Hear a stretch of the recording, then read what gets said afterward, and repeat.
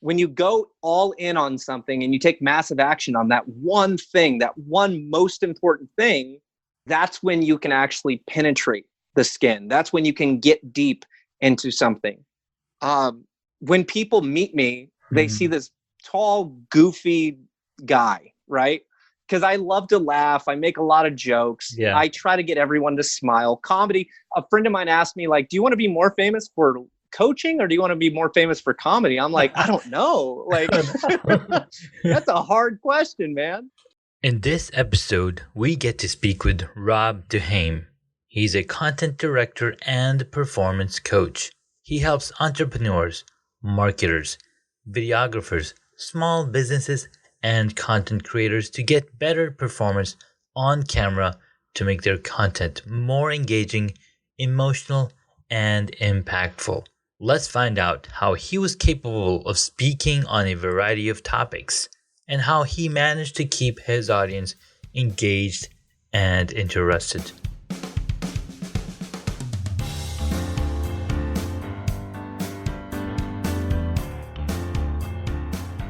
Thank you for tuning in to Hacks and Hobbies with your host, Junaid. We're visited by our amazing guests coming from all walks of life. Want to learn their story, their struggles, and their journey on how they got to where they are today. So stick around.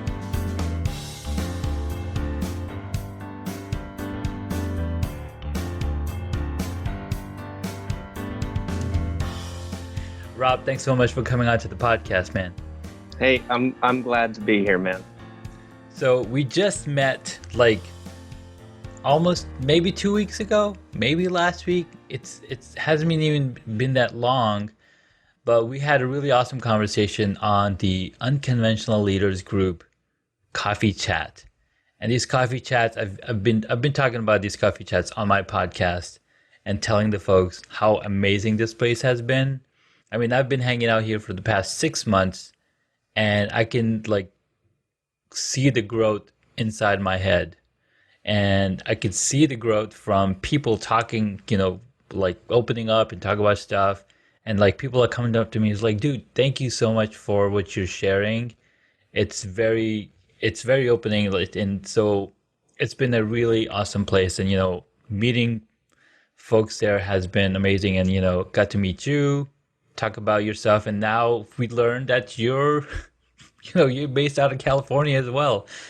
And so that's really warms my heart, and like a totally different sense of excitement ensues. So man, tell me, it's like I'm talking to my old buddy. So tell me a little bit about yourself. Were you always in California? How'd you become the health coach that you are now, or the coach that you are now? Where did it all start? Well, yeah, I know. Some people are kind of confused on what I do. I'll clarify that. But yeah, I was born in Glendale, LA, and my family didn't go too far. I actually grew up 2 hours north in Hesperia, Victorville, Apple Valley area. So growing up there, I had nothing to do. So I'm this weird little kid with nothing to do, and that sprung into who I am today. Yeah. Yeah, but I grew up in California. I've spent my whole life here. I've spent a couple months other places, but really I've spent my whole life here. Yeah. That's awesome. So so tell us a version of your story. Like, how did you become a coach? So I've been a coach for over 10 years now.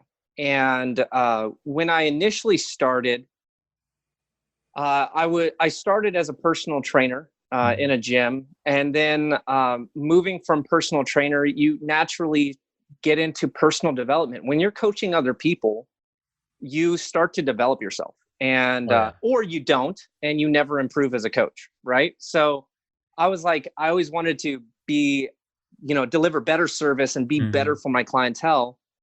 So I ended up studying and passing and getting a health coaching certification, life coaching certification. And my career just kind of like took off. But I got to a point where I was kind of frustrated with the gym industry, and kind of frustrated with the marketing that goes on in the gym industry, and Yeah. and decided to kind of branch off and do my own thing. Me and my wife, we started our own coaching business, and we're a little bit vague. We call it results coaching, right? Mm. We're a little bit vague because we wanted the mobility, because I saw, as I developed myself, how I started to get more and more interested in the psychology aspect of Mm. everything. Like, how do you get yourself out of problems, and how do you change behaviors? And I started getting really interested in there. So I didn't want to label myself a fitness coach anymore. So I started labeling myself health coach, and then a life coach. And which brings me to today, I'm a performance coach, right? Even more So specific. I'm getting more and more specific the older I get. Mm. Yeah. But really what I'm bringing into the mix now is, if I go back further than my coaching career, since 2005, I've been doing acting and comedy, and I've got involved in filmmaking. We did independent films. I was part of a Nice. sketch group. I've done a ton of theater. We actually made an independent film on a shoestring budget, which was an amazing and very, very aggravating experience. And I had to wear all the hats. I had to Yeah. learn, what does a producer do, and what does a director do, and what does an assistant director do, and what does a cinematographer do, and so on and so forth. Right. And I developed those skills. And before I was a coach, me and a friend, we actually had a media company where we would go to businesses, and we would shoot their commercials. Mm-hmm. Um, so when all of this pandemic stuff hit, we kind of looked at what I was doing, and the online coaching market for fitness and health got super saturated, Yeah. because people that were only coaching in person before were now doing it online. And with this oversaturation, what it caused was me to kind of start to see, well, where does the next shift need to be for me? Yeah. Because though I love fitness and I love health and nutrition and helping people with that, it's not the thing I go to bed thinking about and wake up thinking about, right? Yeah. I think way more about movies and TV shows and Marvel. And we were talking before, Yeah. We were like, talking we're about both Marvel. Marvel nerds, like, I think way more about that than anything Exactly. else. But what it made me realize, shifting through this whole process of the pandemic, it made me realize how unique I can be to help entrepreneurs, business owners, videographers, and so on, get better performance out of themselves and get better performance out of their clientele, Mm-hmm. and perform better in the spotlight, on stage, in front of a camera. It became so revealed to me and present to me that I've gone all in. So for the last, since the beginning of the year, I've been Yeah. kind of combining all of my knowledge to launch myself in a new direction. But Yeah. I have my past that backs me up, which is really, really fun. So I hope that answered your question. No, it did. I mean, for the sake of the audience, right? Who are we talking to? We're talking to Rob, Yeah. and he comes from the fitness industry, but he didn't Hmm. like that industry. But Right. then, you know, broadening his options, being a health coach, now a performance coach, and Hmm. in the middle, being a life coach, because a life coach for human beings who want to grow, right? Hmm. Because nobody goes and seeks a coach out if they're not interested in growing. Right. Right. And a lot of people, when they do approach me, they're looking more for a therapist, and that's the majority of people. They're looking for a therapist. And I always tell people, like, there's a major difference between therapy and coaching. Yeah. Like, I'm not going to, like, I care about what you're going through, and I care about what you've been through. But sitting in it doesn't help you. Like, Right. and I speak directly from life experience. See, a lot of people don't know that I grew up in a super dysfunctional family. Yeah. My father was in and out of the home, mostly out. My mother was pill addicted and an alcoholic. My brother's a cocaine addict and alcoholic. And my sister's a meth addict. And I'm the youngest. So I got stuck in the middle of all of that mess. Like, Yeah. the quickest way to describe my family is, if you've ever seen an episode of Cops, my family's in the backseat. Like, that's the family I'm from, right? Wow. And so it was when I started my personal development journey, Yeah. I learned very quickly that there was nothing wrong with the world. There was something wrong with the way I came into the world and the way I view the world. So that's why it led down the psychology track real fast, because I realized how messed up my thinking had been and how I played a victim for the first 20 years of my life. Because you're being influenced by all these perceptions around you, right? All these addictions, all these mental health issues. And that changes a person. Like, okay, how do I get out of that? So that's really awesome that you took the step, like, okay, I need to develop my mental. I mean, I don't see that problem anywhere else. Television doesn't show me those problems, right? So how do we fix that? So that's a really, what's that word? Proactive approach on making that change. And honestly, the older I get, the more I realize it's all about being proactive. Yeah. You know, like, even though, like, we, as entrepreneurs, we develop a program, we put it out there, and then a lot of people will go and sit back and they're like, well, I got my marketing set up, I got everything set up, it should work. It's just like, no, like, you can do guerrilla marketing while you do paid marketing, and you can get a jump start on what you're developing. So there's always something we can do. There's always some way we can be proactive. But, you know, if anyone's struggling, like, if you're listening to this and you're struggling, I guarantee you that there is a level in which it's your psychology. Because Tony Robbins says that, you know, business is 80% psychology and 20% execution, right? Yeah. Or 20% strategy, I believe. Yeah. So we can have the strategies, but if you don't have that psychology behind it, that right mindset, and that's what I had to change, you know? So, and when I changed that, my whole life changed. Oh yeah. You know, not instantly, by the way. Not instantly. Yeah. It's gradual. It took years to work through things and to start to realize the mistakes I was making that I didn't even realize I was making. Yeah. So it's been quite the journey, but right now I feel if I was this 10 years ago, the acceleration that I could have in my business, my life, you know? So yeah, no, that's so true. And Tony Robbins, you mentioned Tony Robbins, and he's a huge fan of mine, or I'm a huge fan of his. Well, it could be the other way around, right? Who knows? And it was like 2003 when I discovered him. And I was like, holy smokes, what is this guy smoking? I want some of that, right? And I got his personal power books, you know, CDs, and listening to those on my way to work. And it just changed my philosophy and the psychology of how your mind works. Because when you take massive action and push yourself forward, you immediately see that result. And you're changing your physiology, you're changing your body.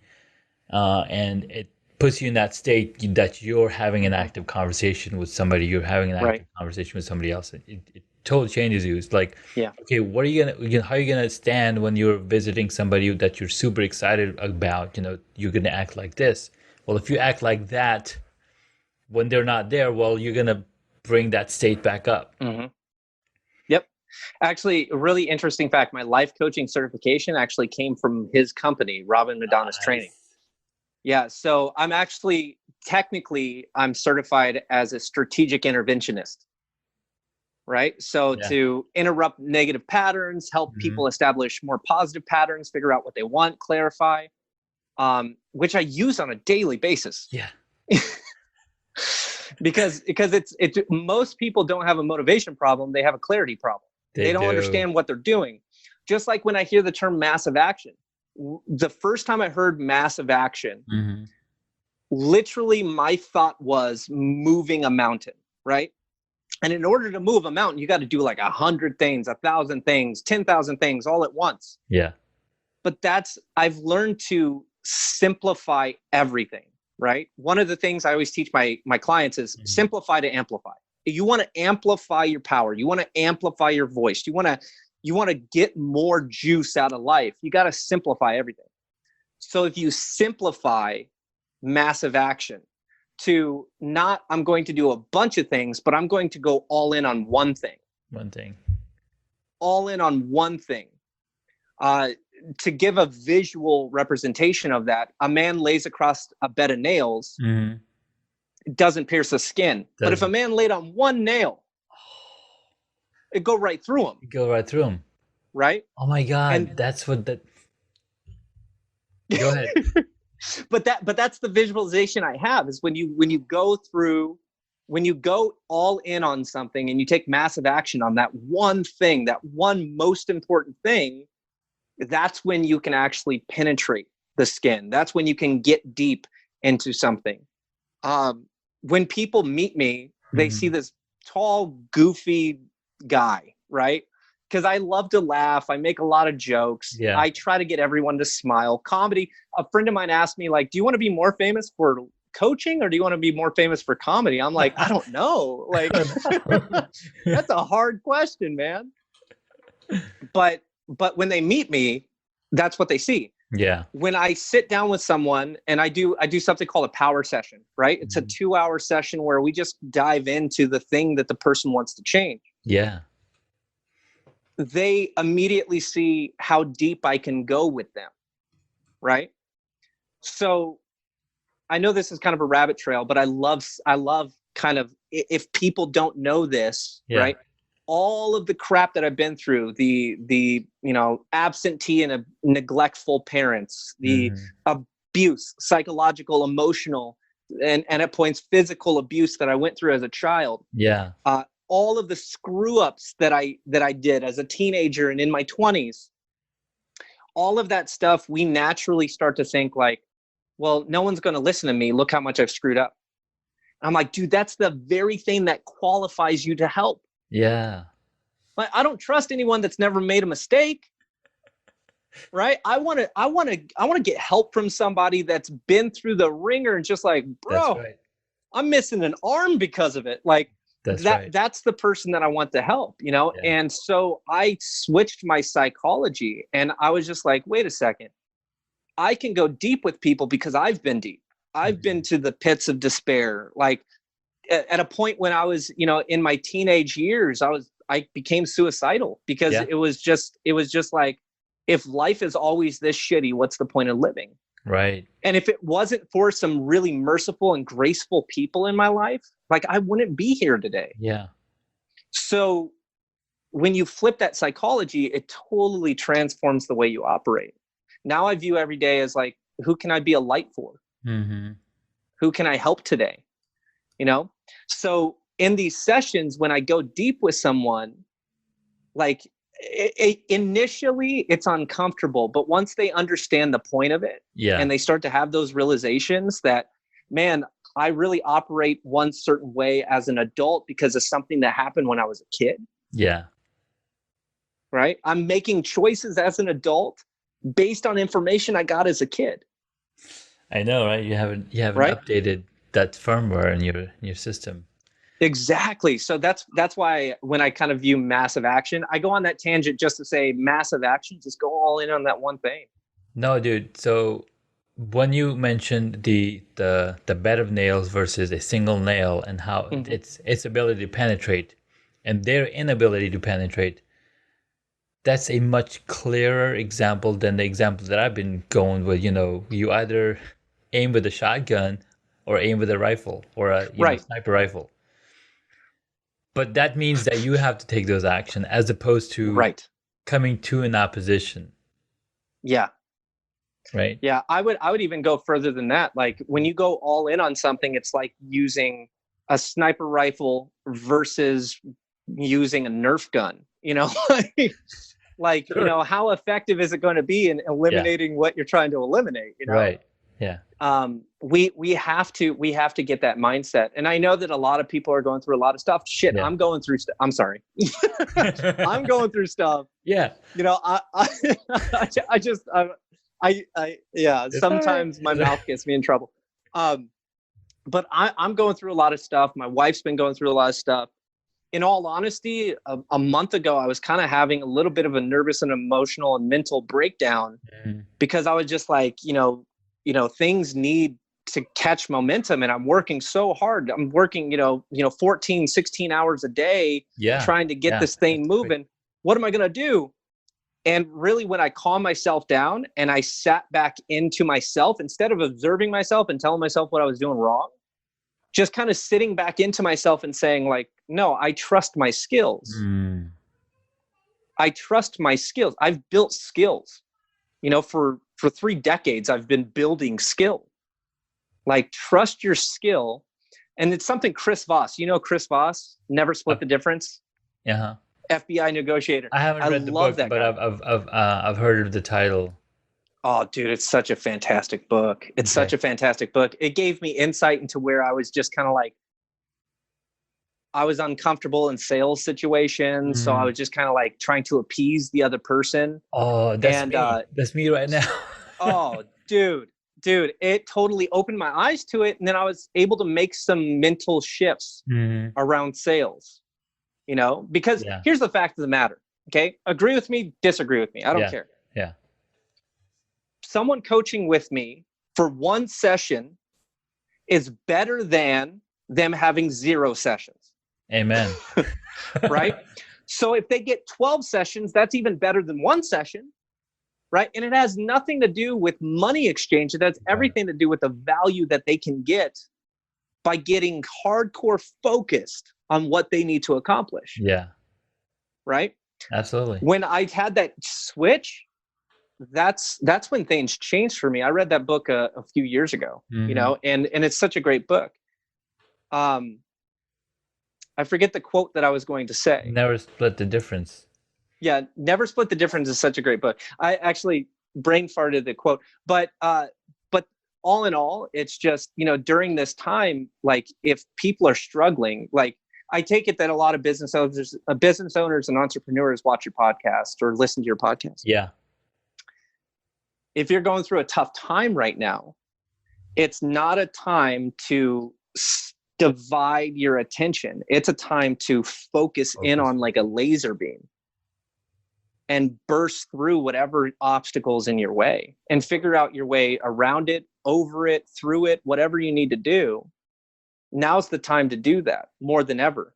And I know that we get into the mindset that, well, everyone's going through financial difficulty right now. Like, how am I going to sell? Doesn't matter. People are still buying iPhones.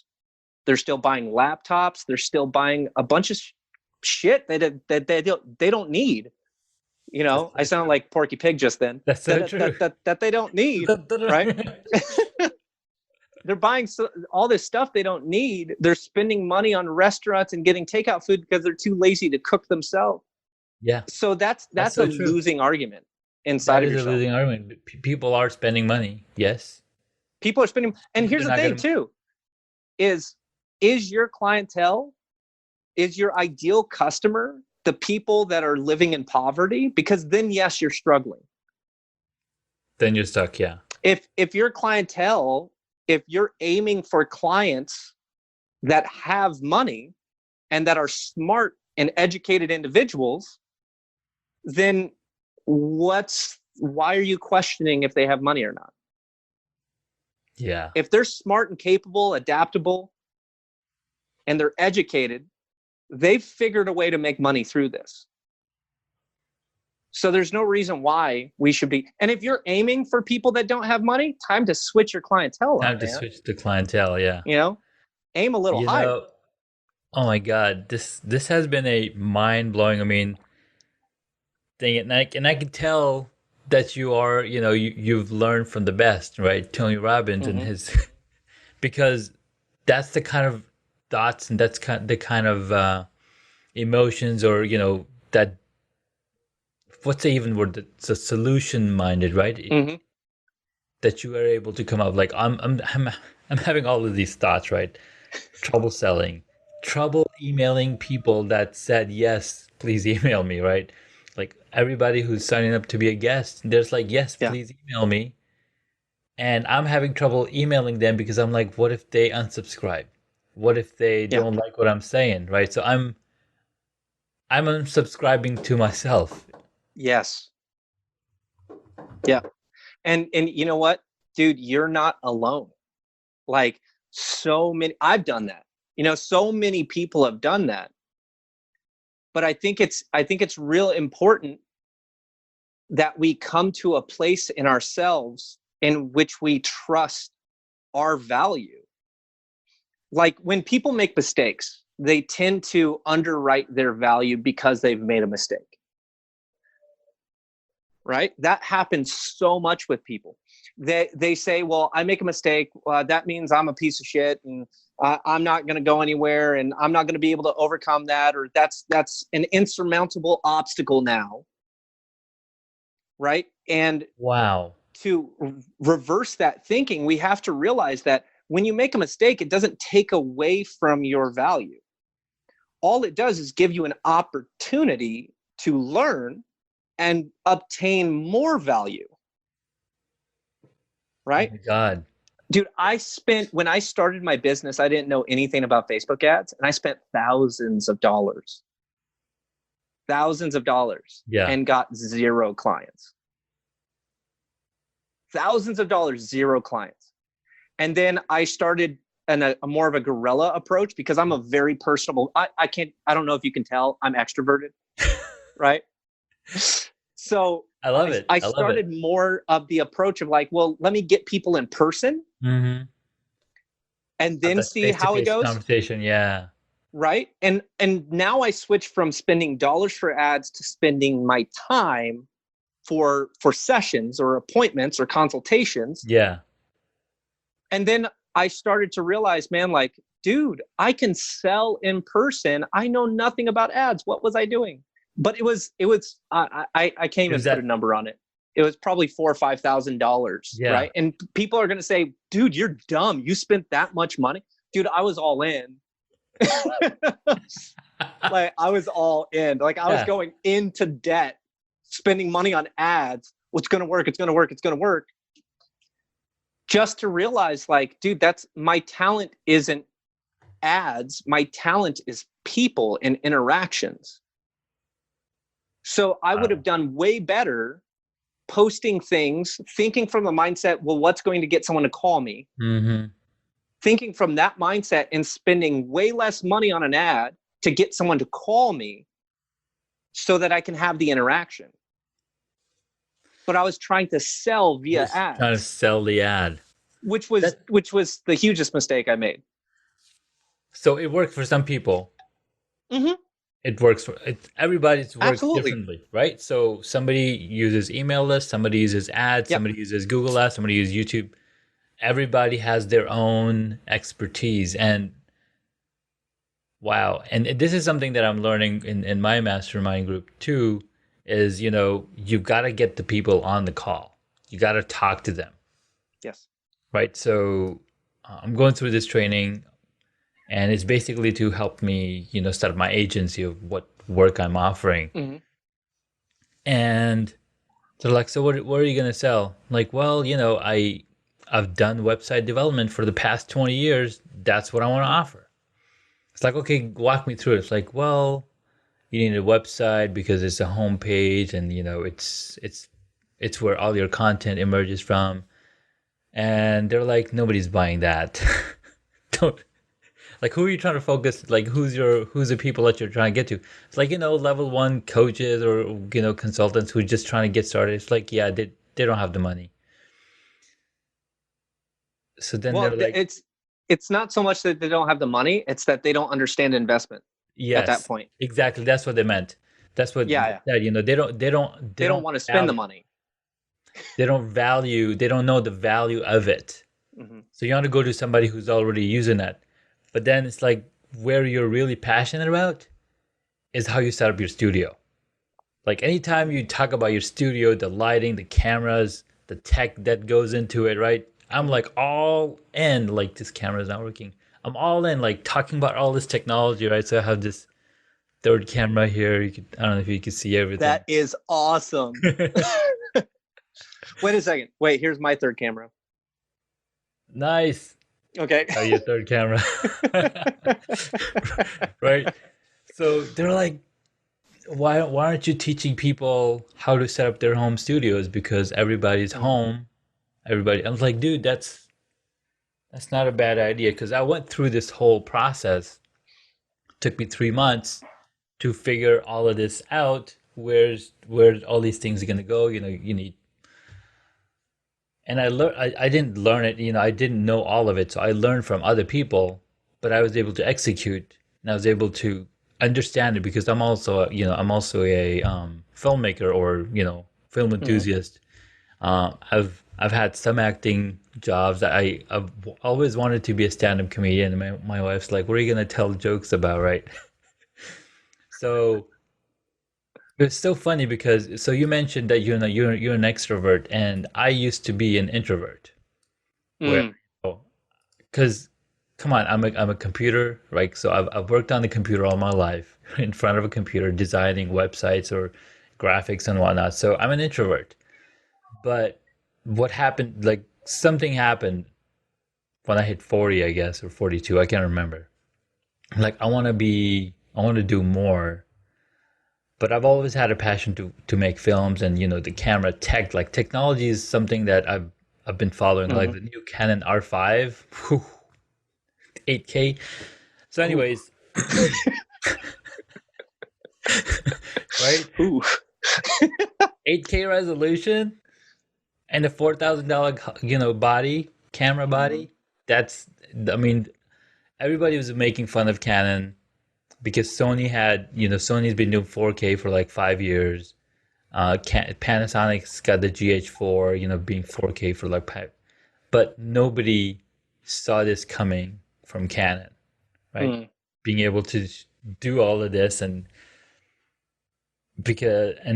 they really spend the time to make it right before they even enter the market. And I think that's something very similar to what they focus on, okay, if we're going to do this, if we're going to enter this market Mhm. of a mirrorless camera, we want to do it right. Mhm. And I think it's similar to what Apple's philosophy has been, they say no so much more times than they say yes. So when the first iPod came out, they're like, no, we're not going to do that. We're not going to do that. We're going to build a whole system. I mean, MP3 players had been around 5 years before the iPod came out, Mhm. right? So they took over that market. So you're absolutely right. Focus on one thing and go all in. And I think when I set up my studio, I was like, okay, I want this to look the best that I can figure out. So I went all Mhm. in it, and I got it to whereas whereas I could have gone all in email marketing or all in into whatever it is, but I just didn't feel like that's Mhm. something that it felt very salesy, it felt very intrusive. But you're right, what's the worst thing gonna cap you can what's the worst thing that's gonna happen? They're just Right. right. And that's the thing too. Is just like you can. Man, there's so much you just said that I want to talk about. But I'll start with this: is going all in on that one thing. It's much like planning a meal, right? Yeah. So you have to initially decide what type of food you're going to make, right? Hmm. Every week, me and my wife, we sit down, we go, well, what kind of meals do we want to have this week? Well, I kind of feel like Italian and I kind of feel like Mexican. I kind of feel like this, right? But if we're always focused on all these things that I want, it's just like we never put down that first initial meal. You can always add stuff later. Yes. Yeah. And you can always build up a team to add stuff. If you're not passionate about something, dude, the reason why we have weaknesses and strengths, do you know? Because I came to this realization a couple years ago, right? Why? There's a reason why I'm strong at one thing and weak at another thing, Hmm. right? It's not necessarily to show me that I'm human or anything like that. but Yeah. it's to give me the ability to work with other people. Oh. So when I bring my strengths into a relationship and the other person fulfills the weaknesses that I have, but they have strengths that I don't have, right? Yeah. That's what makes cohesive teams. Mm-hmm. So you start with, you know, I'm going to teach people how to set up the studios. Well, I want to teach people how to email market, but I don't want to run that portion of it. So I'm going Right. to find someone that's really passionate about that. We're going to set up a partnership.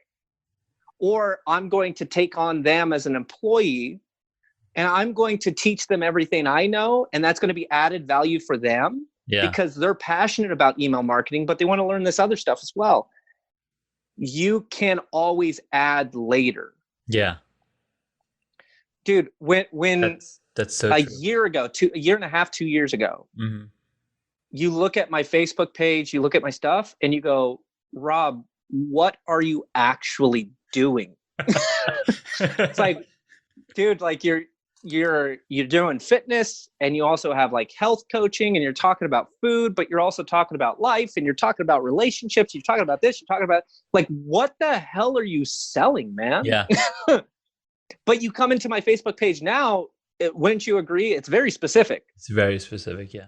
Hey, let me help entrepreneurs and business owners perform better in the spotlight. Like that's what I want to help people do, right?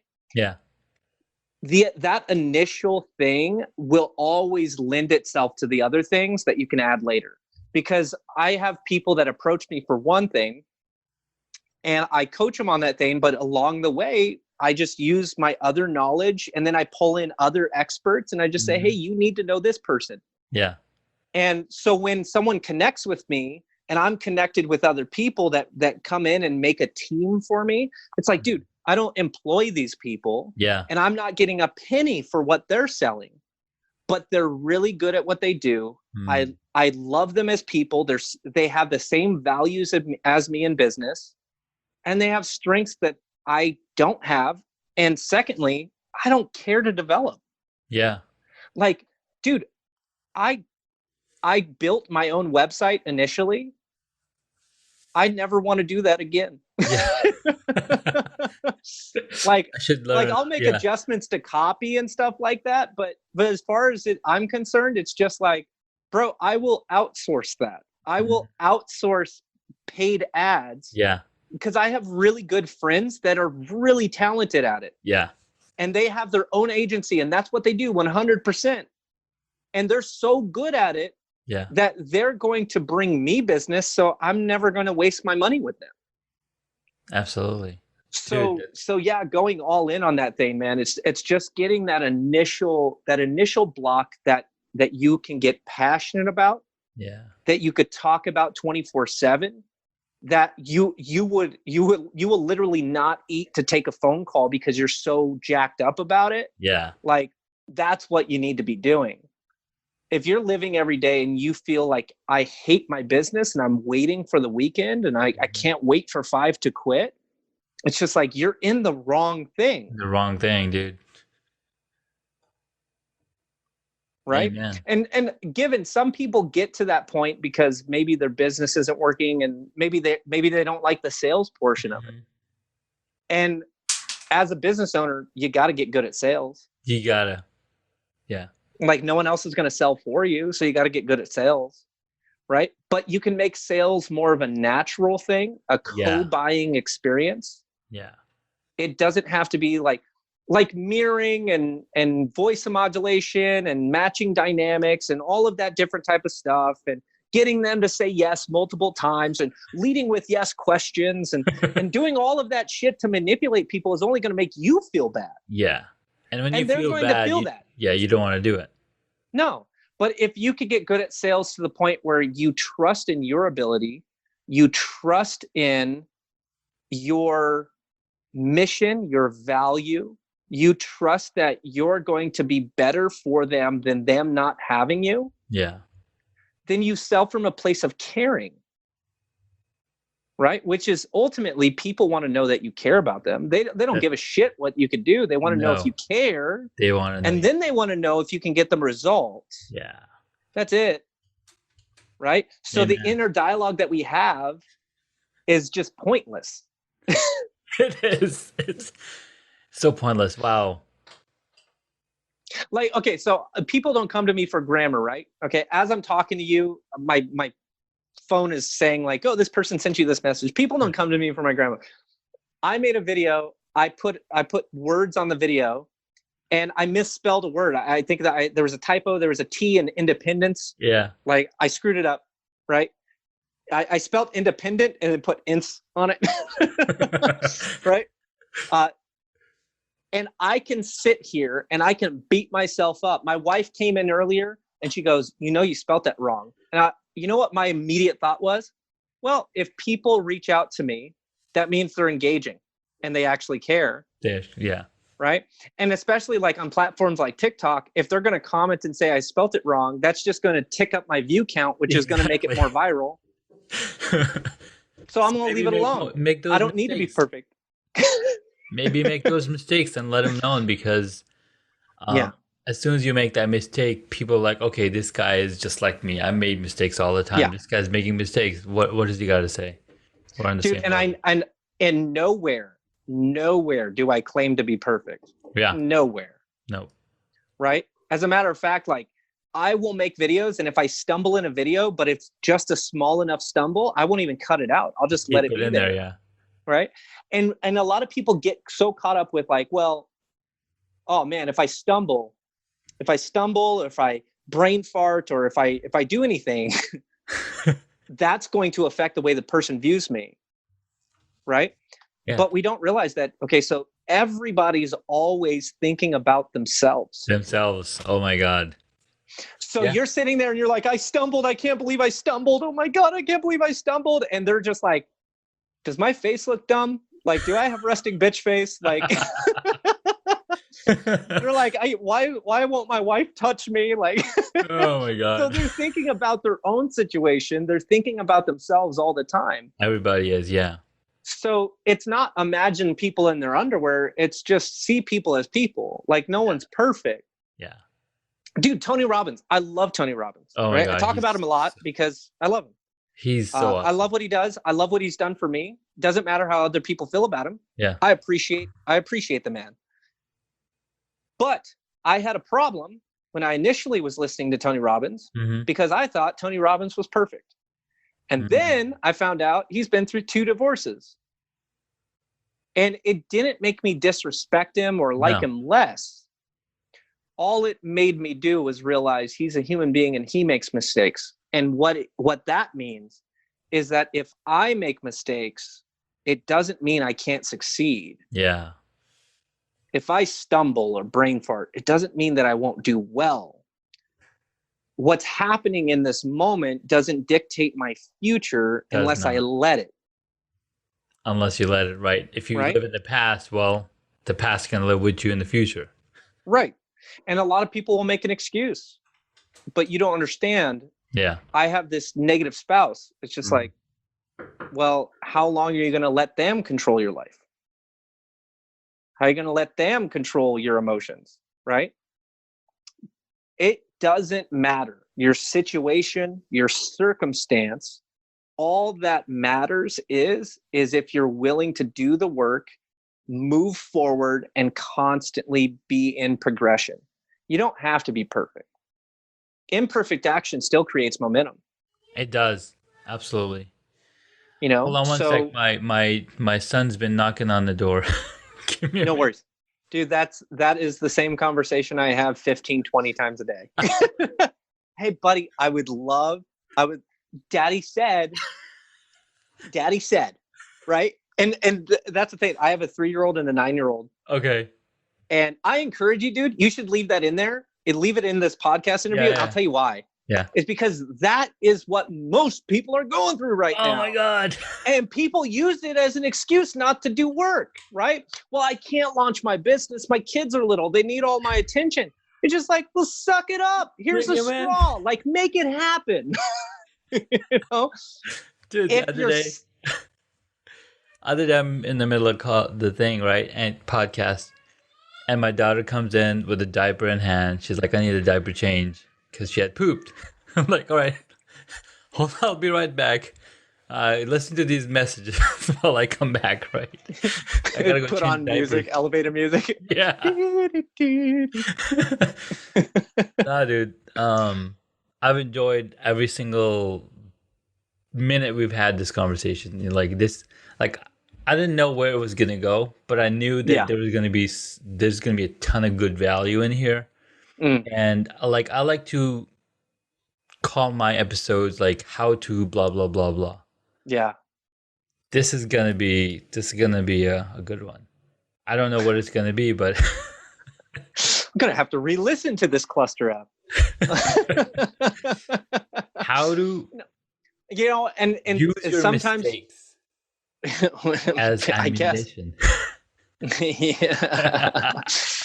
uh, how to be imperfectly perfect. No, but Matters. the thing is that I know sometimes I do interviews like this, Mhm. and it goes a lot of different places. But overall, my message is this: Yeah. you can do it. Oh yeah. There's no reason you can't, and there's no excuse in the world that isn't also the reason why you should. Yeah. Because people will say, well, I can't because I have young kids. That's the reason why you should do it right now. Well, I can't because my kids are teenagers. Well, you should show them that it's possible. There's Like, what's you possible. Yeah. reframe any excuse that you have, Yeah. reframe it into something that's going to be more positive and move you forward. Because life is not going, no one's going to knock on your door and say, hey, let me give you your dreams. Let me No. make your dreams come true. Nope. And if they do, you should shut the door right away. They're about to kidnap you. You know. but if you're willing to do the work, if you're willing to sacrifice the hours, and maybe you don't do it during the times your kids are awake, maybe you Yeah. wake up 2 hours earlier, maybe you go to bed 2 hours late. And look, I'm a health guy, and I'm totally about like taking care of your body and getting enough sleep and everything like that. But if you're in a situation where it needs to improve and you need to build this business because you know that's the thing you need to do, you got to make sacrifices. Business is all about sacrifices. And what are the sacrifices you're willing to make in order to make your business successful? You know, and yeah, so No, dude. that's my overall theme when I talk with people. It's just like, That's a very powerful theme. And you're mentioning, stay up late, wake up early. I've been up since 3 a.m., right? yeah, Because I wanted to get some stuff done. I wanted to get work on my business, my podcast. And the podcast all started as a hobby, right? So it's called Hacks and Hobbies. Like, why is the name Hobbies, right? Where did it come from? Well, just like you, I have a ton of I'm passionate about a ton of things, right? I love comedy. I wanted to be an actor, and I got to play in a commercial for people, retired people, because I look like a retired person. So right, my wife's I like, like to check my mail. yeah. And like, my wife's like, you don't look anything over 55. Why are you playing in the boomer ad? Like, it's okay. Right? They made me look good in it. I'll take what I could get. Right? I'll take what I can get just for experience. So my colleagues would be like, what's your new hobby this week?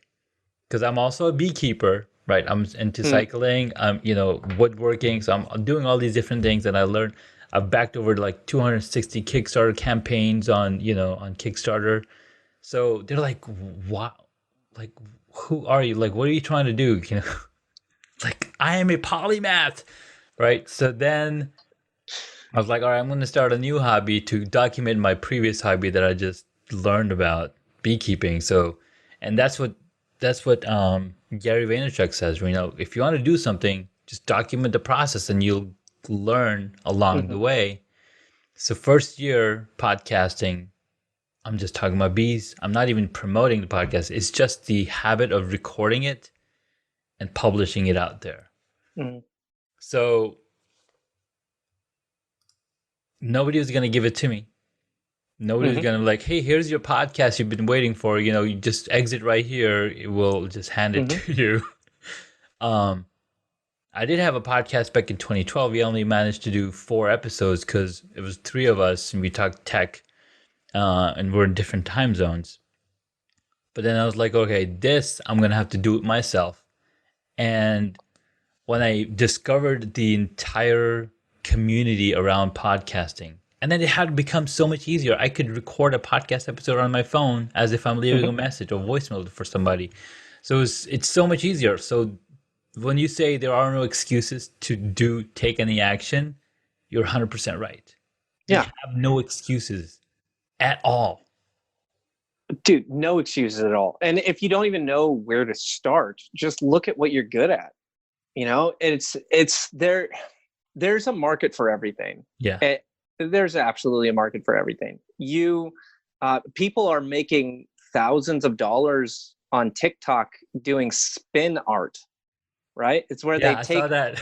they take a canvas, they put some paint on it, they strap it to a drill, and they spin it, and it makes these crazy variations, and they call that art, and they sell it for $200. Wow. It's just like, the thing is that we tend to always believe that what I'm good at doesn't sell, and Mhm. it's been ingrained in our culture, It right? has. Yeah. Because here's the thing: is just like when you think about it, we're supposed to go to school and get good grades, go to college, and then you get a good job, Yeah. and that's the traditional route of all the dreams that you have will come true. Yeah. You know what? 95%, 99% of people don't get a job you out of college that is their dream job. They take what they can get. Yes.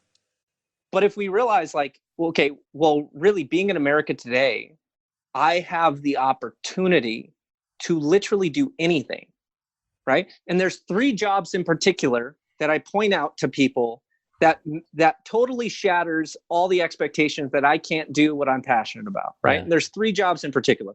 Number one, baby naming expert. Baby naming expert. Baby naming expert. Are you kidding me? Are you kidding me? I would love to do that job. Yeah, Yeah. pay me $200. I'll look at your kid and I'll name him for you. Like, baby naming expert. The Wow. second one, the People second hire these one, people. yeah, the people hire these people. The second one, the second job that's pretty crazy to me, but pretty cool at the same time. Yeah. I think it's the Eagles. I think it's the football team, Philadelphia Eagles. Uh-huh. The coach has a spotter, right? And his job is to pull him back off the line if a referee or if someone's coming through. So his entire job is just to follow him around and pull him back if he needs to pull him back, because the coach is super passionate and watch around. I'm like, dude, someone gets paid to literally watch someone's footsteps and pull them back, right? You The had last one job, job. You can you call had me. one job. He gets hit by the last job. And this one is crazy to me, right? A cuddleist. Someone that's paid to cuddle another person. Wow. And people make hundreds of dollars a session just cuddling, not sexual, just cuddling, being a big spoon, being a little spoon, being whatever they need to be to cuddle. Wow. What those three things prove, and here's the thing is, I could probably make a list of 20 if I Google, right? But those three jobs tell me this: if someone could get paid to name babies, and someone Yeah. could get paid to follow someone around and pull them back off of a football line, and someone could get paid to cuddle another human being, Yeah. right? Why are my dreams not possible? That doesn't make sense at all. So what am I actually dealing with? I'm That's dealing with a self-limiting belief, self-limiting belief. Yep. right? Coming back. Yep. Have you read the book The Big Leap by Gay Hendricks? No, I have not. It's honestly, it's the first book I recommend to every single one of my clients. Read The this big book, leap. Just take The the leap. Big Leap by Gay Hendricks. He talks about self-limiting fear, and it boils down to two things, two different fears that the human beings have in society today. Number one is that I won't be loved, Mm. right? That We need to. no one is going to love me, which is ridiculous, right? Of billions of people on this planet, and Yeah. not one person is going to love you. That sounds ridiculous. Mm-hmm. And then number two is I'm not good enough, right? Yeah. So this is the society that we have right now. I'm not good enough and no one will love me. So people start conforming to everybody else's ideas, to everybody else's values, by everybody else's standards, So they can love me. so that they can love me. And that will maybe prove I'm good enough. And then you have people like you and me and all these entrepreneurs saying, I'm going to do what I want to do. And it doesn't matter if you think. Yes. Right? Because here's the thing is there's a bunch of people that are going to listen to this podcast, right? Millions of people are going to listen to this podcast. Mm-hmm. I'm just going to project it for you. Millions of people are going to listen to this podcast. And there are going to be people listening to this podcast and they're going to be like, Rob is a douche. Like, what is this guy? Like, dude, he's spouting all this like beginner stuff or whatever. They're going to say whatever they're going to say. Then there's going to be people that are like, oh, no, there was a couple nuggets here and there. And then there's going to be people where this blew my freaking mind. Right? Yeah. So you can't control what other people think. Control other people. Yeah. You can't control what other people feel. All you can control is yourself and what you do. And if you're good with you, right? That's why confidence starts with yourself. That's why it's called self-esteem, right? Self-esteem. Confidence starts with yourself. How do I view me? And if you don't view yourself as valuable and beautiful and whatever it is you need to describe yourself as, enter in your positive affirmation. If you don't view yourself that way, then there's something wrong with your psychology about yourself and the way you view yourself. Yeah. So you need to go down the journey of loving yourself and accepting yourself. And it doesn't mean that I need to identify with this group or that group. And it doesn't mean that I need this group's approval or that group's approval. It's what do I want? What do I want? Right? I think if there's one example that I can point out in today's society that this person has done that, has gone through like I don't need anyone else's approval anymore. I need to figure out what I want. Dave Chappelle. Oh my God. Right? Yeah. And Dave Chappelle, like he walked away from $50 million. People thought he was crazy, but he was just like, no, I came to a point where I was completely clear on what I wanted to be in this world. And people are like, dude, he lost his mind. And he goes, no, I found clarity. Right? And I don't even have to agree with what he believes. Right. I respect him highly for standing up. Right? I'm not saying that I don't or I do agree. Right? That would just be clear. I don't think I have enough information to make that distinction. Right. But I highly respect him saying, no, I'm not going to do what you want to do. I'm going to do what I know is true in my own heart. And I'm going to stay true to myself. And I'm going to kick these two fears of I'm not good enough and no one will love me aside. I'm going to look at the blessings I have in my life and the people that I have in my life. Because no matter if you're in a place where you feel like life is hard and no one supports you, if you stick it out and you keep going, you're going to find graceful and merciful and loving people. Amen. You know, when you mentioned about you need to find people,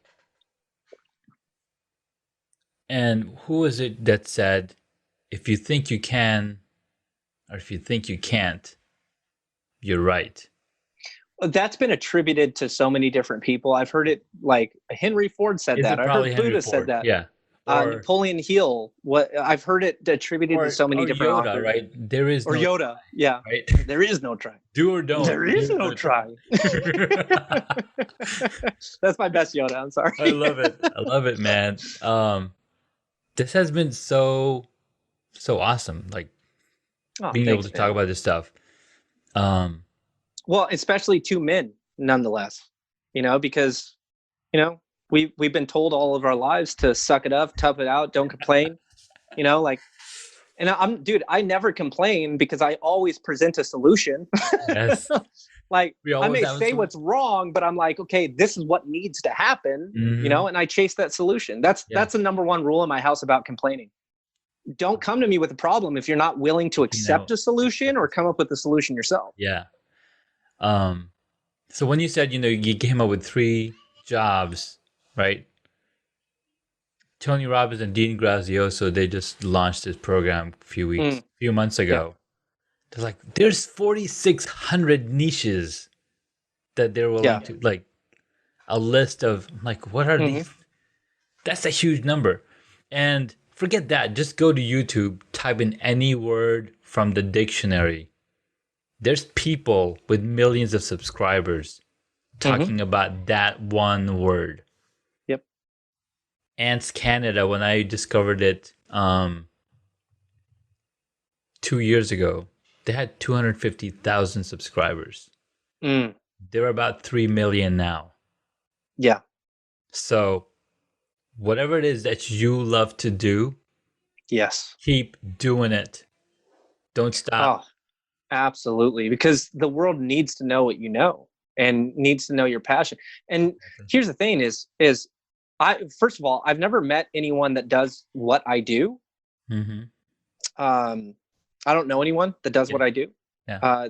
That does performance coaching and does content direction and helps people do that stuff with the education that I have. Like, I don't know anyone, right? Yeah. Is there someone that's trying to do what I'm doing? Yeah, probably. Yeah. Cool. Does that muck up the waters for me? Not at all. Not at all. Like people get into like the whole like, well, there's blue oceans and red oceans and all of that different type of stuff. And they start breaking down all this stuff. And if you don't know any of those terms, it's just talking about your niches and sub niches and Sure. stuff like that. Yeah. I don't give a shit. Doesn't matter. I really don't care if I'm in a niche or sub niche. People are drawn to me because of the person that I am and how I present Yeah. my information. Exactly. They buy from you, not what Right. you're selling. Well, and when people get to know me, they know that if I don't know something, I'm man enough to admit that I don't know something, but I'll either figure it out or I will find an expert that knows. Exactly. Yeah. Because and that's one of my values in my business, right? Is do what's best for the client. Yeah. If that means I don't sell them something, that means I don't sell them something. I've had multiple phone calls where it doesn't go past the power session because I'm just like, look, this has been a great session. And I think we've got a lot of clarity out of the session. You need to go read these 5 books. That's what you need to do. Because when you're done reading these 5 books, then come back and then maybe we can work together. Yeah. No, that makes so much sense. That makes so much sense. I love it. So I love it, man. Rob, it's been truly awesome talking with you. We definitely need to have another chat at it. Yes, absolutely. We'll do part 2, episode 2. We'll do a part 2, episode 2, right? But quickly, I want to ask you some questions that I ask my guests. What is the one hobby? Can you hear me? Can you still hear me?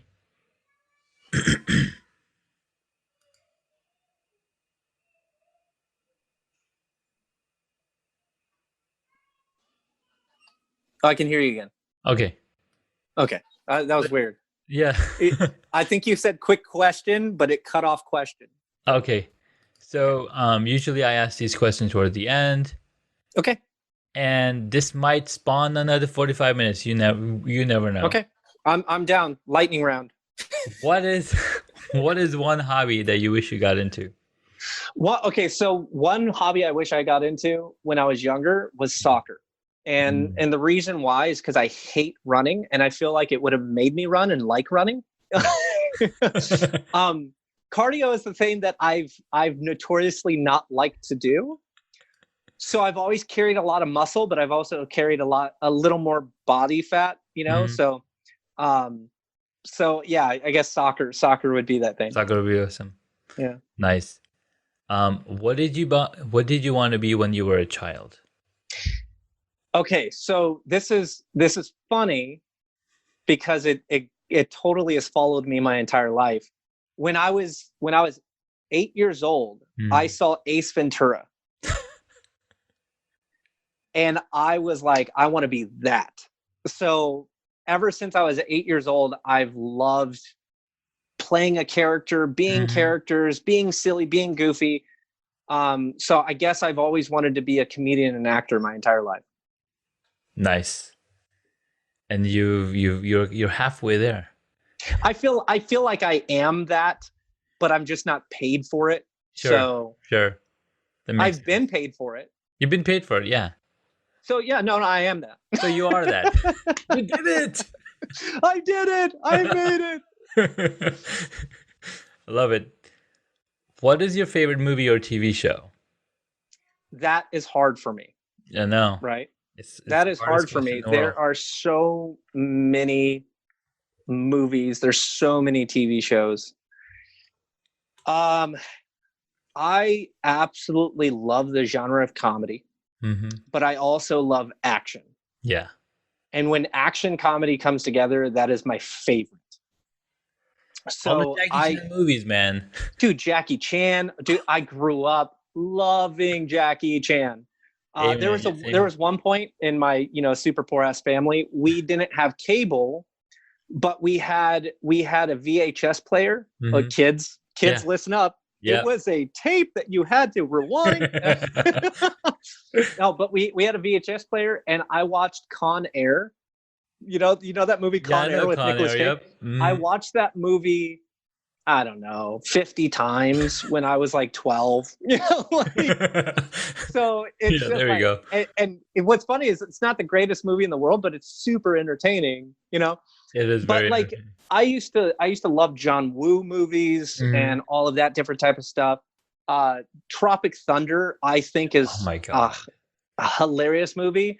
And I know people are just like, well, like it's really inappropriate and they did a lot of things. I'm just like, well, people are getting more sensitive. That's it. Yeah.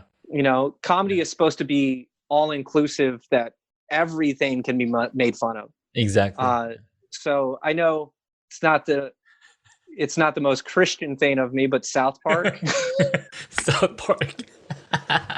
dude, I love South Park, man. Oh, Respect it's my heart ridiculous. high. I don't even know how to say it anymore. That's it, bad kid. This is my pet. Oh, dude. Oh my God. So we're gonna go with Tropic Thunder.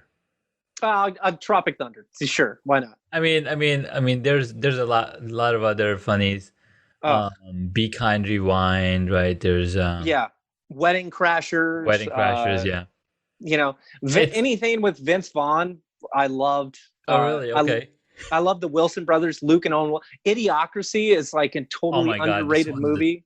It's amazing. it's amazing. Um, We see that Brano, it's happening what right plants now. crave. I think that if we just whatever's in the Branos killing the plants, we should use water. What, like out the toilet, dude? Dude, me and my buddy, my best friend growing up, Derek, Yeah. him and I, we would consistently just quote movies back to each other in public. So people would just be like, what is this weird conversation they're having? We're just quoting movies. My God, that would be a fun episode to listen to. Like if there was a podcast episode where we just have a We're, conversation and quotes from movies, you'd be like, I cannot follow. oh man, I wish I knew how to quit you. Right? I see. I haven't see. So the cool thing about talking with somebody that you've grown up and watched movies with, you were able to quote like a Oh lot yeah. more than with me because I've been in the States for like 25 years, so I have a lot less movie exposure than probably what you've had, right? Well, bro, like, okay, dysfunctional kid here, right? Movies were my escape. Escape. That's right. Yeah, dude, like movies and TV, and like there were some seriously rough times in my life Yeah. that honestly I can't remember most of the trauma of that situation because I had a movie to go to help Nice. me. Yeah. My That's why God. I just like Jurassic Park is one of my favorite movies ever. It's the first movie I remember being in the movie theater with my dad. Yeah. With your So dad. Yeah. yeah, You I know, was 7. Here's some. We're gonna go see some dinosaurs. Dude, okay, so here's the screwed up thing. Maybe this shows how screwed up I am in my own head. I'm 7 years old. T-Rex eats the dude off the toilet. Yeah. 7 years old, laughed my ass off. And all of these people look at me, and I'm like, ha, ha, just loving it. Oh my God. My younger son, my second son, 5-year-old, who's been knocking on the door, he's exactly like that. Like he'll find laughter or joy in morbid stuff. Yeah. Yep. Whoa, So dude. look at me right now, bro. I'm sorry, your son's going to be this. And he's always like hiding. He's always hiding my older son's stuff. Like, like throw the slippers Yeah. in the yard. I'm like, oh my God, Oh, where it's did this great. come from? It's Because fantastic. you know he's like the middle child now, right? He's got a younger Yeah. sister. He's got older brother, and he's like, okay, He's just trying to get attention. he's just Yeah. trying to get attention. Exactly. So he's been knocking on the door. He's like, Dad, can we go build that trampoline finally? I'm like, you already have one trampoline. We just got the new one because the old one's breaking down. I mean, it was something that we got from our neighbors when they were moving out. Mm-hmm. So I was like, all right, well, today after work, we're gonna go and build it. And there's my older son with a message under the door. I swear, I just got a few more questions that I would. Okay, no, dude, I'm And good. it's like I'm talking, so we talked earlier about, and I'm just going off the strict script. There's no script. But earlier we talked about how we're good at some things and we're not good at other things. Mm-hmm. So then we can work with it, help other people or work with other people. And I think that's a really awesome point because when you marry someone, you're literally attracted to your opposite. Yeah. Right? Like my wife is amazing at project management, keeping everything straight. I'm like all over the place. I'm like I can't keep anything straight. Oh. Well, are you the more creative one? Yeah. Okay, so I find that very common in creative people because I'm the same way. Yeah. Like this conversation is a direct representation of the way my brain is all the time, right? It's just like, calm the hell down, talk about less stuff, Yes. right? But it's so funny. Maybe you find this to be true as well. Being a creative person, when I'm working with other people's problems, I can focus so hard. Oh my God. Like a laser beam on other people. And then, but when it comes to me, it's just like, we'll figure it out. We'll wing it. We'll do it. I'm the same way with my own website. Yeah. It's not done. I mean, maybe it's done. I haven't publicized. I mean, it's published. Like I stopped thinking about it because I can't, but I'm a UX designer, so I have to be very laser focused on what I'm designing for somebody else. So it's much easier. Yes. I had to design a logo or design a website for somebody else. Right. I'm a laser focused, but when it comes to me, that's why it's been taking forever for me to launch my own whatever it is I want to watch. It's well, and that's the beauty of having your spouse be the opposite of you as well, because she delivers something for me that I have trouble delivering for myself, and that's structure. Yeah. She gives me structure. Like she's the one calling out, hey, we're going to have meals at this time. We're going to do this thing. And I'm like, cool, baby, like steer the ship, man. Like I'll draw people in, I'll sell programs, I'll sell coaching, I'll do all of this stuff. And then but she's like the captain of the house, man. Like she has her own business too. Like she's a health coach for women with Hashimoto's hypothyroiditis. Nice. Right. So she has her own stuff going on, but dude, she's amazing, man. Like that's awesome. So my wife is actually a project manager for the company that she's working for, right? She's like there it is, managing teams and everything. And then she comes home and manages her husband. And she's like, once I'm done with work, I don't want to manage the household. Right. So it's like, okay, I want to turn off that part. So, that's our job as husbands and fathers, right? To like step it up. Like Yeah. And again, your excuse is your reason. Well, I got so much to do. Like, how am I supposed to do this as well? It's like, well, get freaking structured in what you're doing so that you can do this as well. Because my wife is very much, maybe this, I'd be interested to find this out. Have you ever read The Five Love Languages? You know, my wife has that book sitting on her desk. I haven't read Dude, the book. it's such a small book, man. Read the damn book. Maybe So, maybe it's the five leadership qualities or something. But oh, The about, Five Levels of Leadership yeah, by yeah, John C. Maxwell. yeah, That's a great book as well. That's awesome for business and teamwork. But the five love languages kind of help you figure out how your partner feels loved and how you mm, feel loved and so on and so forth. And she's totally an acts of service and quality time, right? So yeah, if like the things that turn her on mm, are, am I helping with the dishes? Am I doing, vacuuming and helping with the floors? Am I taking yeah, care of the kids? Am I yeah, cooking? Am I doing those things? And I gladly do those things yeah. because I love to turn her on. But me, dude, like I'm physical, physical touch and words of affirmation. Pat me on the head, call me a good boy. I'm on cloud nine. Yeah, So you have to kind of like adapt that. But that's adapt the it. way Yeah, my wife is, and I think it's part of her structure and part of her. She has very high responsibility, self responsibility. yeah, That acts of service just is her number one. Like, yeah, so if I'm doing those things for her, she feels loved, and it comes out in our conversation and her appreciation. And yeah, sometimes I do it selfishly, like I want her to say it more, so I'll do these things. yeah, But ultimately I do, I do what I do because I love seeing her smile, and I love when she's randomly dancing. She's a theater nerd, right? So she did all a show choir and musicals and stuff like that. When nice. she's dancing and singing around the house, Yeah, like, dude, that brings me so much joy. And I know that I'm doing my job to make sure that she's in that place. And that's where you sacrifice in a relationship, right? So no, anyways, I that's could talk really about my good. wife all day. That's a whole nother podcast, That's a like whole how other lucky I podcast. am. That's Well, that's not awesome. even luck. We work really, really hard on a relationship. No, that's awesome. Um, Back to the question. Back to the questions. But you're gonna love this one, okay? Okay. Um, what movie would you choose if you got to play a character in it? Oh man. John Wick.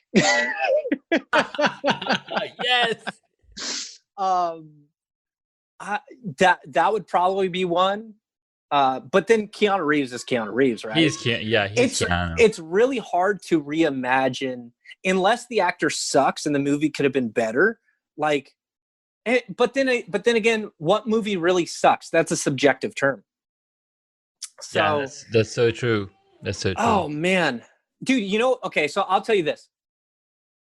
If they kept the series going, Percy Jackson, that whole series was freaking awesome. It was really well done. If Yeah. they kept that series going and I can play a character in that movie, like I'd play whatever. Yeah.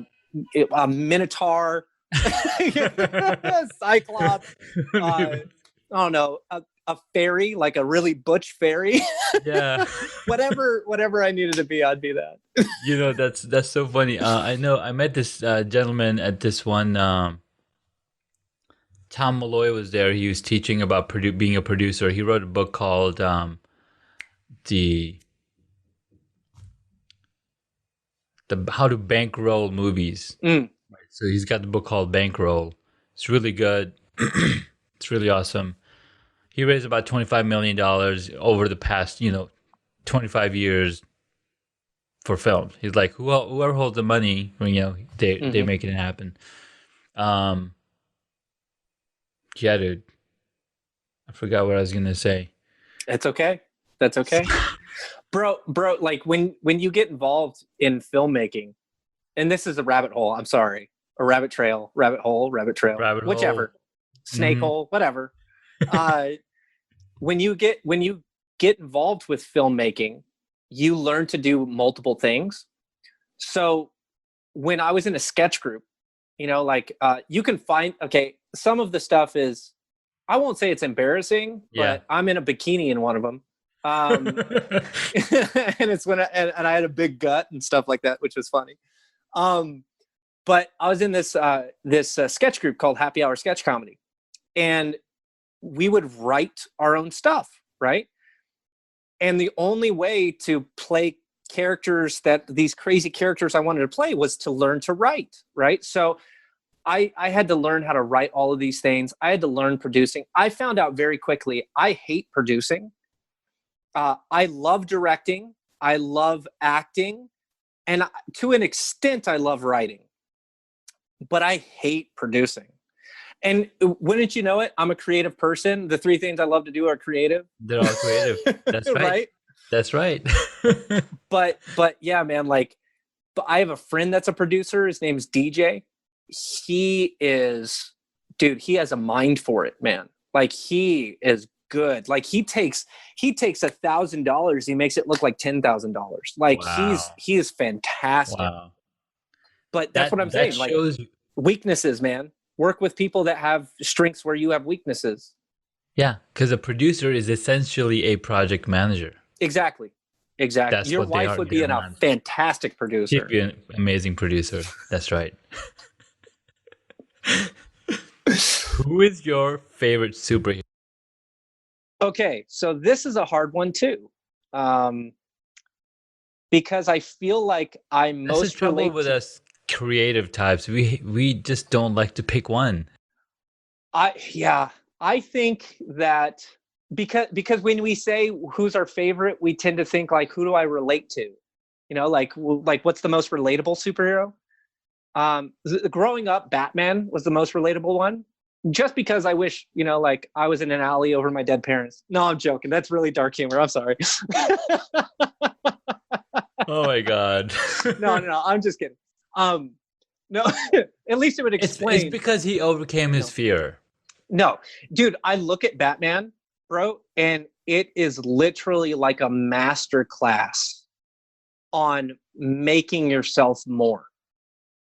Like, making yourself more. You are not the victim of your circumstances. You can make yourself anything you want to be. He made himself Batman. What are you going to make yourself? So I love that. But then most recently, when Thor Ragnarok came out, I have a man crush on Chris Hemsworth. Like, dude, all my masculinity went out the window. I was just like, dude, I love this guy so much. And I love the comedy of it. Yeah, the comedy is awesome there. Korg in that movie, the rock monster. Hey, I'm Korg. How you doing? Dude, I love that movie. I know. That's the director, right? Yeah, that is the director. Yeah. And but then I also can go this route too. I think my personality is a lot like Paul Rudd in Ant-Man. Oh. Wow, he's not sure of himself. He's like, or well, it's not the unsure of himself that I relate to the most. It's just that having trouble to being serious in my own life. When it comes to other people's problems, I'm super serious and I don't want to help.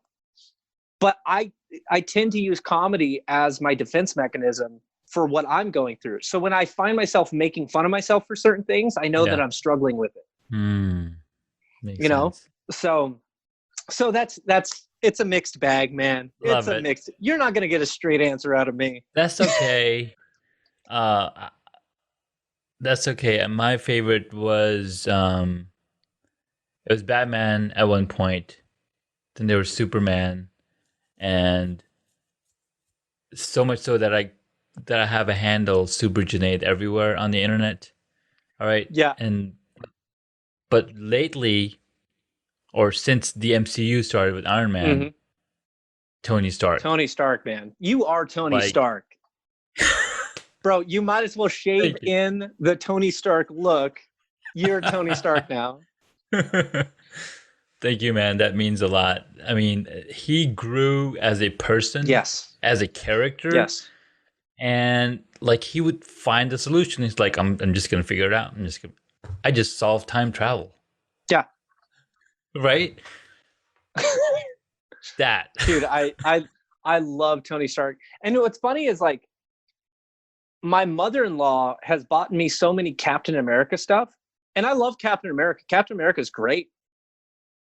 But Captain America and Superman are the two that I probably relate to the least. You know, like Because their honesty and their willingness to do the right thing, I totally relate to. But like, I don't know what it's like to be, come from something like, well, I guess I do know what it's like to come from such a small place of feeling small into being bigger and helping people. I guess I do relate to that. But I don't yeah, know, they've just never really done it for me that much. I love them. Again, Chris Evans did a great job playing him. I didn't really like Superman that much until Henry Cavill played Superman. yeah, Like same. Man of Steel was a fantastic movie. It was A little so good. long, but fantastic, Yeah, you know. Um which I can go down this rabbit trail too. I think Ben Affleck was a decent Batman. me too. I agree. He Yeah. played the part. He played Bruce right. He played a damaged Bruce Wayne Yes, fantastically. fantastically. Yeah. Because everybody can play the millionaire Yes. Bruce Yeah. Wayne. I mean, Everybody's played that. That's Christian easy. Bale was great. Yeah, he was Um, great. but I really feel like the villains outshined Batman in most of those movies, Yeah, especially The Dark Knight with Heath Ledger, yeah. right? Heath Ledger was so good. Yeah, Right.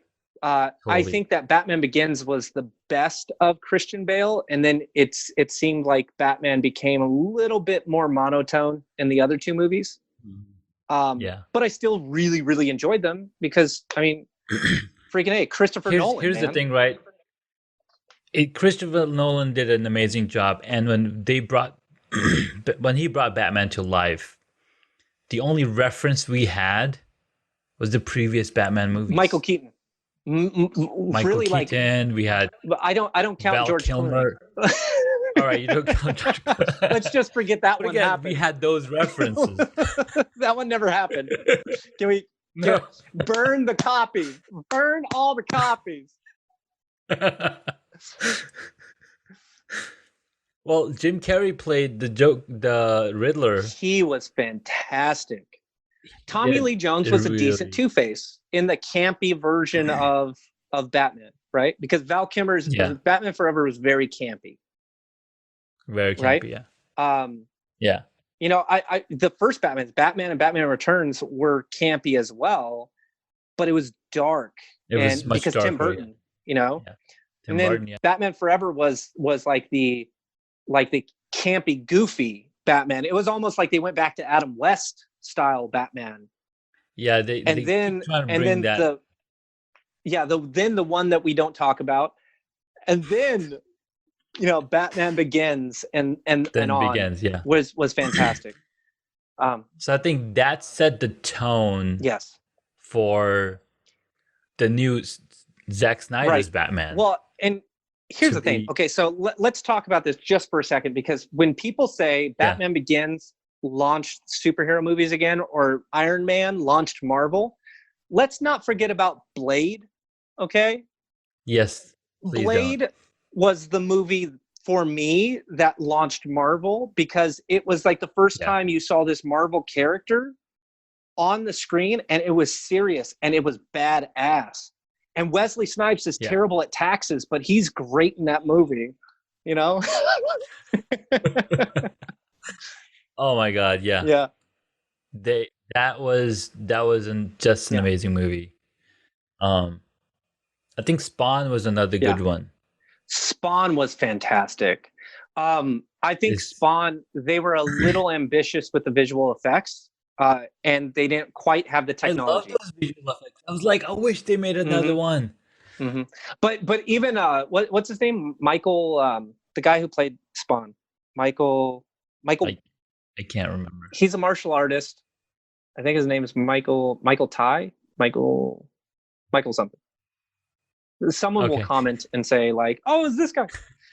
I'll IMDb this after I'm off, because now it's Yeah. going to bug me all day. but he even said, he goes like, dude, if they wanted to make another one, I wouldn't have done it because that makeup was terrible. Like it was such a horrible process to go through. Yeah. But Well, nowadays it's just like you can do so much CGI, but I don't appreciate CGI as no. much as I appreciate practical effects. Well, we have the perfect example in the Green Lantern and how Ryan Reynolds hated it. Okay, so the end of Deadpool, was it the end of Deadpool or Deadpool 2, So where, do you know what I'm talking about? The end cutscene. Ryan Reynolds, I he goes, "The Green Lantern, this is great," and then Deadpool shoots Ryan Reynolds. Oh, I loved it so much, dude. That Oh my that God. is actually, to bring it back to what we were talking about before. Green Lantern was a mistake, but Ryan Reynolds Yes, moved past it, right? he did. So Oh my God, did he? if you're feeling at Yeah. all like I've made too many mistakes, just remember Ryan Reynolds made the Green Lantern. He made the Green Lantern. You know what's the other actor who played the Superman Return movie in Oh, 2006? Brandon Roth. Yes. He came back as a superhero in Yeah, DC Legends of and Tomorrow, I right? loved when they did the crossover. I loved The that he crossover. got to play Superman again, which was fantastic. Mhm. That That was was just amazing. amazing. I was like, they brought him Yeah, back. and he was a really really good Superman. I just He think that he does. was a good Superman and not a really good or well written movie. You Yeah, know, what's makes really sense. hilarious is, like, have you ever heard Kevin Smith talking about that? Talking about Superman. I probably have. I don't remember So he's much. talking about it. He goes, "Oh, there was this one producer, I think Joel Silver. I think that's who produced it." And he was just like, "Yeah." He just kept saying like, "Oh, I really want to see like spiders. I really want to see these big ass mutant spiders." And Superman fights these big ass mutant spiders. And he goes, "Dude, that's not Superman." Like, and he refused to write it that way.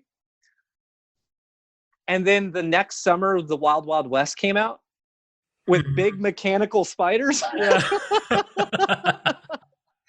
Wow. The So Wild Wild West was pretty, yeah. Man, we could be talking about movies all yeah, day yeah. long. Well, get on with your questions, It's bud. never right. Last Okay. question is very plain. I don't know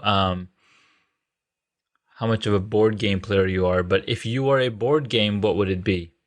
Sorry. Why not? I'm sorry. um, Let's try again. board games. I I would say checkers, and the reason why, it's simple to play and it's a lot of fun. It's my son's favorite game. Yeah, He's like, I like and checkers because it's easy, simple. You can have yeah, multiple games and happening, and I get along with just about everyone, and I think anybody can play checkers. Uh, like I don't know. I That's the first game that kind of came to my mind, and I actually tried to shoo it away. I was just like, that's a stupid answer. But then I just was like, oh, it's what came to my mind, and nice. I would love to say chess, like I'm master strategist, or I love Uh, playing chess, and that's fun. But yeah, uh, that's not who I but am. I'm a fun individual, and I'm easy to get along with. So checkers. Nice. I love it. Thank you so much, man. So, just to answer your quick questions, your thought process with Spawn, who played the actor for Spawn, was Michael Jai White. Oh, there it is. I wanted to say Michael White, but I was like, I don't think that's his name, or that's not his full name. There it is.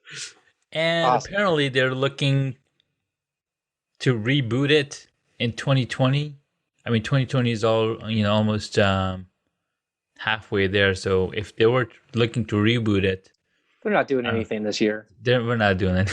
We're not doing it. you know, California's, dude. California is, yeah, exactly. It's so bad everywhere.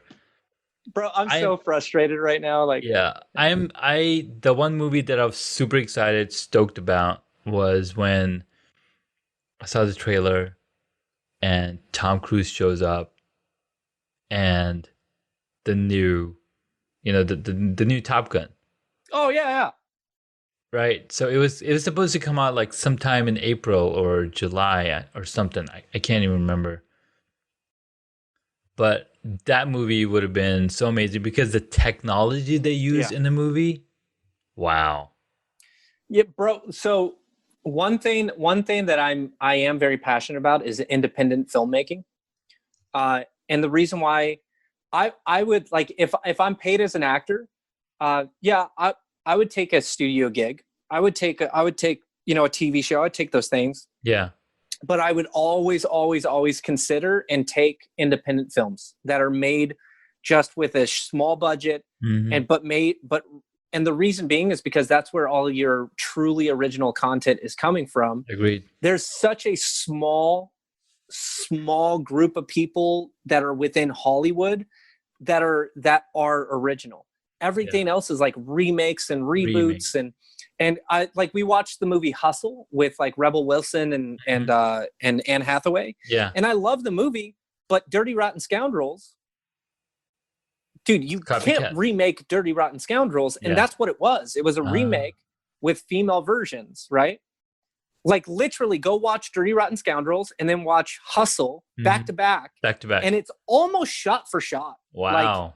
you know That's and that's too and when funny. I look at that, it's just like they're trying to reboot old movies, but somebody had the idea to write Dirty Rotten Scoundrels, right? I don't know who wrote it, Yeah. but someone wrote it, and then the studio said, hey, we're going to take a chance on it. Studios don't do that anymore. They don't They take the don't. chances that they should. So I think that right now is the time that if you're an independent filmmaker with Netflix and Hulu and IFC and all of these different channels that you can sell your movie to, it's just like, now's the time, Now's man. the Like, time. do GoFundMe's, Indiegogos, whatever, raise capital. If you're Yeah. independently wealthy, call me. Raise cap. I have a lot of ideas. Raise capital, and make your own stuff. Yeah. And you can, if you're very efficient, you have a project manager, a good producer, you can get some big name actors for a day For a day. Yeah.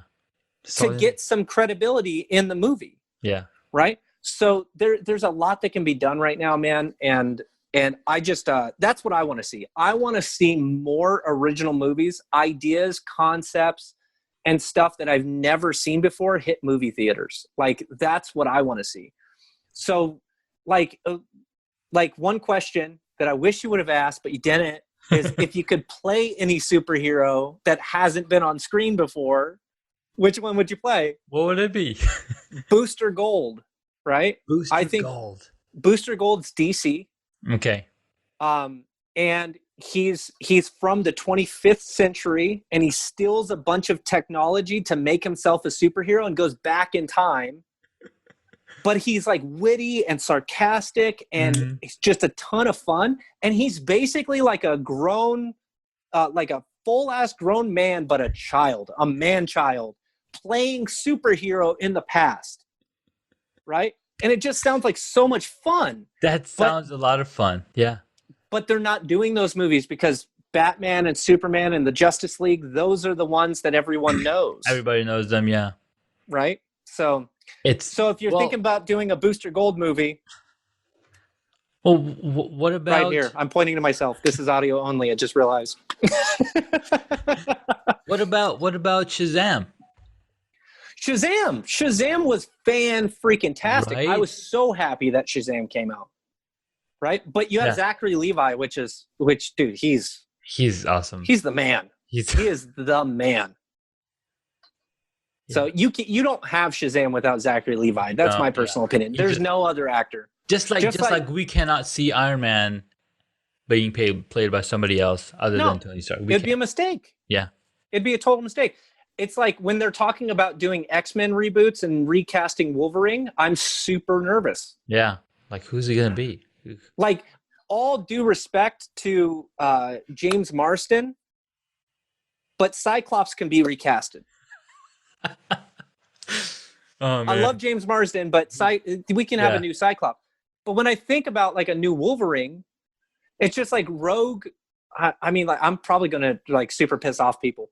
Rogue, Mystique, like all of these, like Jennifer Lawrence. I love Jennifer Lawrence, but Mystique, the Mystique I grew up with the cartoons and stuff like that. Like I didn't see Jennifer Lawrence playing Mystique. Yeah. Right. You didn't. Yeah. You see more like Jada Pinkett Smith playing Mystique. Right. And then Halle Berry, yeah. So like you have like all these different characters, but when you look at Wolverine, it's just like no one else. Come on, just kill the character. He died. He gone. It's over, right? 18 years playing that same character. And there's a lot of other characters in X-Men. Please, there are. Please pick other ones, guys. Yeah, it's just like what really makes me mad is when they reboot movies and they use the same old villains. I'm like, dude, there's so many other villains, man. People won't know them. Like, that's okay. That's okay. Like, remember Spider-Man, Doc Croc? Right? So I think they did Doc Croc. They did Doc Croc with the Amazing One. And the second one. But that one wasn't a good version of Spider-Man. It was not. And then once Tom Holland played him, like I can't imagine anyone else but Tom Holland being Spider-Man now. Yeah. Yeah. It's when you have a good actor play a good role, it just fits well. Yeah. It's like a glove. Right. So I'd like to see more original content. That's honestly, I think that's why I actually love Netflix and I love Hulu and YouTube, because I'm seeing more original content on those platforms than any other platform. Yeah. You know, and that's what I would rather see. And it's more convenient too. It's on my phone. It's on my TV. It is a lot more convenient. I mean, I just watched the Space Force TV show. Yeah. I was like, wow, they got that character, they got that actor, they got that actor for this. Yeah. But John Malkovich is in it, which he's probably the best part of the whole damn thing. He is John the best Malkovich. Part of it, yeah. Yeah, like, I love Steve Carell. Not Ben Stiller. Steve Carell. Steve Carell. Yeah. No, and that's the thing too, is it's like I'm watching Space Force and I'm like, okay, he's not Michael Scott. He's not Michael Scott. He's not Michael Scott. He's not Michael Scott. Damn it, he's Michael Scott. Oh my God. So much good stuff out there. Thank you so much, Rob. This was a ton of fun. I mean, I don't think I've had this long of a conversation with anybody else yet on this episode. So this is going to be a single episode. It's going to be 2 hour long episode. If you're still listening to this, I love you. I love you. You are I'll amazing. adopt you as a child.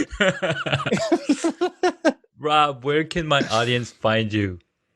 I'm pretty much all across social media, Facebook, Instagram.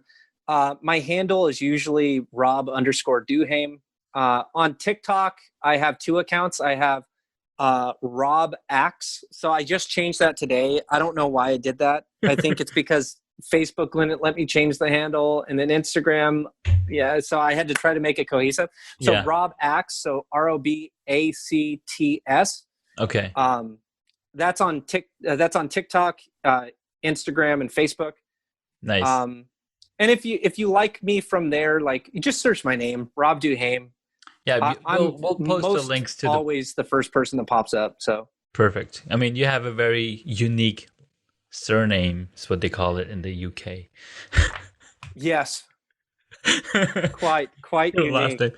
Like, because I've been talking to a lot of people from UK. I'll tell you this. I used to hate it. I used to hate it so much, right? And then probably about 9 years ago, I played a part in a movie. And I played a part for my buddy. He wrote and he was directing it. Mm-hmm. Which, dude, that's a whole nother story too. I could tell you about movies I've made, and it's a lot of fun. But I played a part in a movie, and we were having a lunch break, and he sat down next to me, and he was just laughing. And I just go, "What's up, dude?" And he goes, "My buddy My buddy, he plays Diablo 2 online, Uh-huh. right? This is aging me, I guess. Diablo 2. He goes, because it was the hot thing at that moment. Yeah, yeah. He's playing Diablo 2, and he goes, you'll never guess what his screen name is. And I go, I don't know, like Devil Master, Dungeon Master, like I don't know, what's his screen name? And he goes, bro, it's your name. He saw your name in one of my posts. He loved it so much he made his character Rob Du Haime. I was like, what? But ever since then, I was just like, oh, I guess my name is kind of cool, because it's like it's French basically, and I'm French Italian, or not French Italian, French Irish. I thought I was Italian for my whole life because my dad was from Jersey, but because he would always talk, he would always be like, "Bafangul, man." Like, I just pissed off some Italian. No, but like, I never thought my name was cool, and then it made me feel like, wow, my name's actually cooler than I thought. And then I thought, well, at least it's not Smith or John. No offense to Smith and Johnson, but I have a unique name, and that's kind of cool. Unique name, and that's what people see. It comes back to that psychology. Mm-hmm. How can I stand out so I can be loved? I want to be different. I don't want to be like everybody else, but we are like everybody else. Well, and that's the thing, is we conform so easily to get love, but if anything, that prevents you from getting authentic love. Yes. Okay, let's get deep again, bro. If you want authentic love, if you want that person that's going to value you for being you and not try to change you, you got to be yourself. You got to be yourself. And when people say be authentic, it's like people are trying to be authentic. That's the thing about being authentic. What do you mean? You don't have to try. Right? Yeah. Be yourself. Period. That is if you like it, say you like it. If you don't like it, say you don't like it. Like, just be yourself. And like, have standards and values for yourself. That's where a lot of people make a mistake. I did this whole series on identity crisis. Like, when you find yourself in an identity crisis, it's because you don't have standards and values for yourself. You don't even know what you would stick up for, what you would die for. And if you don't know those things, like, how am I going to live my life? By which standards and values am I going to live my life? Then you are basically subjective to everybody else's. You're a mold. You're a clay. Yeah, exactly. And then that's why when people go like, well, this person got involved in this cult, and I can't believe that person got involved in that cult. It's like, well, they probably didn't have standards for themselves. And then they heard something they liked. They got love that they weren't getting somewhere else. And then now and people will admit after being in a cult, like, I know this is a weird turn, because I watched a documentary on it, but but when people get out of being in a cult, they go, most of the time I knew it wasn't right, but I stayed there because they accepted me. So it's just like, bro, like, you got to accept yourself first. Have those standards and values for yourself first. Don't be susceptible to everybody else, because it might lead you down a path for 10, 20, 30 years that at the end of that, you're going to hate that you were on that path for that long. So be yourself, because you're the only one like you. You're 1 in 4 billion. Amen. Or is it 6 billion? It's probably 6 billion by now. That figure's really old. 4 billion is pretty old, man. We're probably approaching 7.5 billion. There you go. Rob, you are like Aquaman. You can go deep really fast. Bro, nice pun. Man, and if this was a video interview, they would see how sexy I am. I know, right? You have to go find me on social media to find out how attractive I am. Yes, I have these beautiful green eyes. Please go check out Rob Du Haime on TikTok. Yeah, that just amazing stuff. That just sent everybody away. They're just like, this conceited, narcissistic asshole. That's if TikTok's still around, but you can still find them on Facebook. Oh, it will be, dude. Did you hear they purchased $8 million of Google Cloud services to store data in the United States, or in a United States company? Wow, I did not know that. Yeah, I just saw it this morning. So By the way, I didn't fact check that. It's what I saw this morning, and I trust the source it came from. So that was bad on me if it's wrong. If it's wrong by the time this podcast is published, please go Yeah. fact check your fact check. Yeah. Go to Rob's account, send him a message, you D-bag. Rob, this was a ton of fun. I don't think I want to edit anything out of this episode. I'm not even gonna send it to the editor. I might just upload the Zoom call tomorrow. I don't know, man. Cool. This was a ton of fun. If I may, it's just like as a reward for sticking around. Can I give a reward? Absolutely. Okay, so basically I do this power session and I charge $99 for it with a 14-day follow-up. I'll do it for absolutely free. If you've listened to this podcast all the way through and you say to yourself, like, Rob can teach me something, Rob can help me in some way. I'm an entrepreneur. I want to make more video content. I want to get confident on camera. I'll do it for free just for your audience. Love it. They just got to tell me that you sent them. So awesome. I'll send some people your way. There we go. I know somebody who might come to your way. I don't know. You might know him. I know. What's funny about being an extrovert is I know so many people. Like when I worked in the gym industry, on an average, I'd meet about 2,000 people a year. Wow.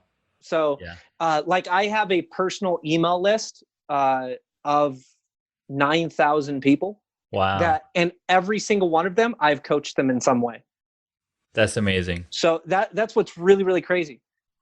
And what's even crazier than that, I have this crazy good memory.